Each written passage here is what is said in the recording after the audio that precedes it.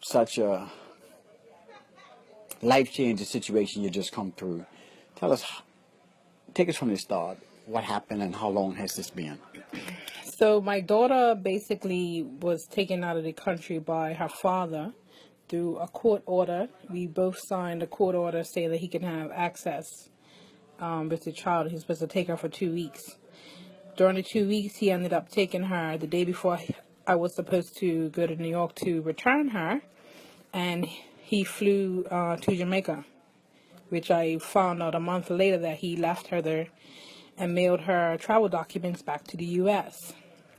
So he basically got arrested in New York, and that's how I found out that she was in Jamaica, because they ran her passport and found that she was still in Jamaica. Now, he wouldn't disclose any information about where she is, where she was, who she was with.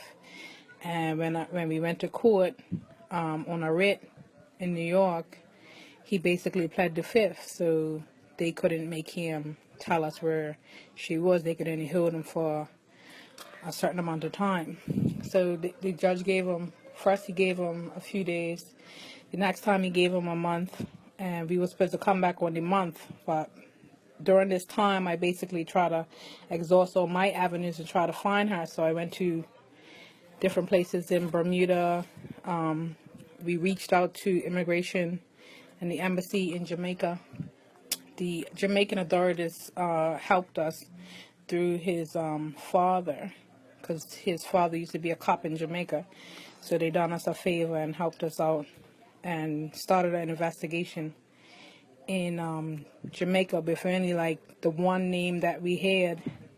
So from that one name, they researched, I guess, where that person was or used to live and the people that stayed there. They investigated several people before they actually found the child.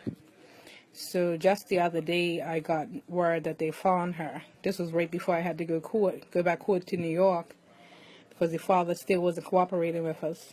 And they basically told us they found her and the woman's willing to cooperate to give her back, and how soon can I be in Jamaica. And I flew down the next day to go get her. How old is your daughter? My daughter's 4. She just went 4, March 30th. Where exactly did you find her? Still in a remote area of Jamaica? She was actually in Maroon Town. It's like a part of Montego Bay. It's like it's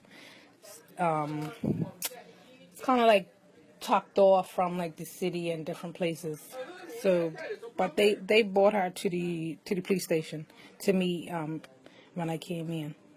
What was your first reaction, or your daughter's first reaction when she saw you?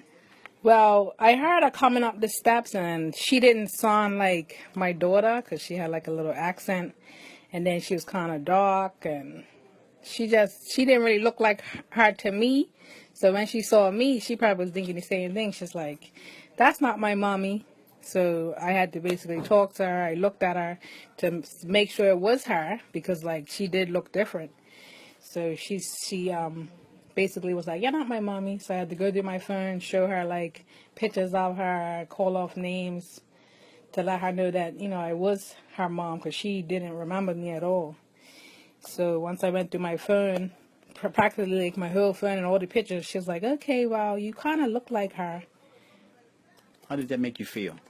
I mean, it was bad because it's only been a couple of months. So imagine like if it was a year, she probably wouldn't have remembered nothing at all. So I was kind of like, not happy that she wasn't excited to see me. You know what I mean? You got back from Bermuda, you had no documents. Was that a difficult task? At first it was, because they wasn't going to let us out. They basically told me that I had to have travel documents and that they wasn't sure if they could issue me her passport. But anyway, I ended up driving to Kingston. We drove to Kingston, went to the embassy, and they gave us emergency travel documents so that we could fly out. So we left Kingston, came back through Miami. They obviously held us because she was registered as a missing child. So they held us for 45 minutes, and then after that we missed our flight, so we didn't come back last night. We were supposed to come back last night, so we had to come fly out this morning out of New York. Tell us, who was the first person she noticed when she got back here in Bermuda? Her nana.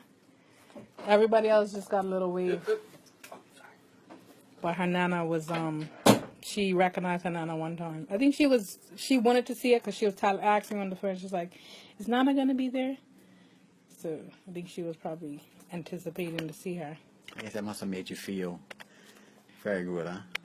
Of course.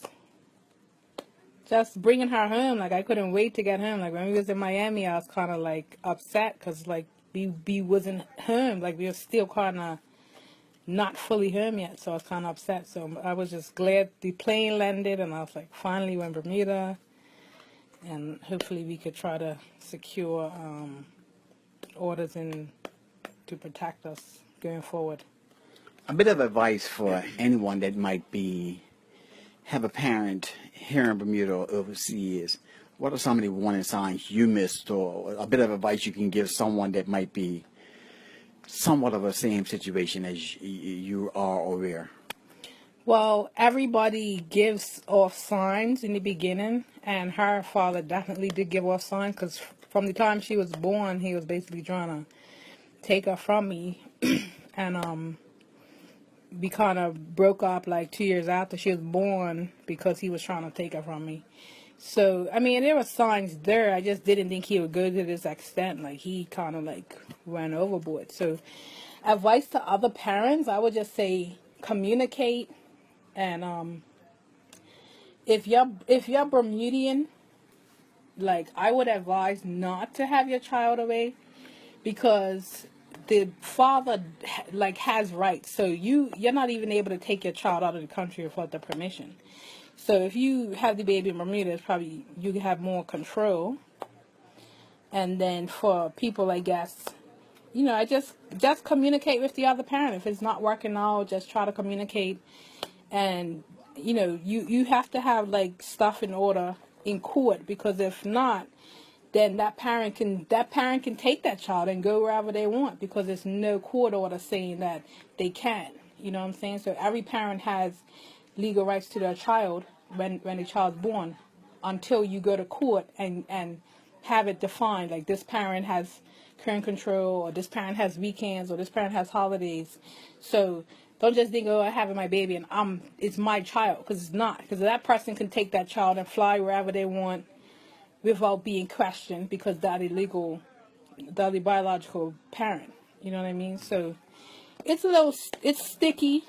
But I mean, if you have good lawyers, if you can't communicate with your partner, it's best to just get a good lawyer and draft up something that protects you and the child. How do you feel about your daughter's father now? I pity him in a way, because I feel like it was just malice. I don't feel like he done it out of love, or he done it out of just revenge. It's just malice how he handled the situation, especially for somebody who went to college and who practices law. I feel like it was very nastily done. It was inconsiderate to both the mother and the child, and for the people that were holding her, because he could have got them arrested and criminally charged for something that they claimed they didn't know anything about. So I just feel like it was irresponsible of him. I know you have some matters pending in the courts overseas, and I know you really can't touch on these the logistics of it, but this is not over yet. No, it's definitely not over. Like as I said, he's a lawyer, so obviously he's gonna try to sue the state. He's gonna probably try to come at me and both my lawyers. So, I'm just bracing for that. But long as she's here, he can't really touch it, because our order already protected us against that. On top of that, he violated the order issued by Supreme Court. So I don't think he's gonna really get too far, but I know he's probably gonna just make attempts, because that's how he is. He's relentless, And to confirm, he's at Rikers Island in custody at the moment. He's at right now, currently he's at the family court cell, but he was at the Tombs. in New York. Danielle, thank you. I know you must be happy, overjoyed to have your little girl back in your arms. Yeah, I'm happy. So now I can sleep at night knowing that she's okay, you know, because I was just worried that she was probably not getting food or, you know, maybe people kissing her or the type of love that we could give her, you know. One last question. Did you ever think you'd see your daughter again? I mean, up until the date, like 2 days before they called me, like I was breaking down. I was like calling his mom, crying to her. I'm like, you know,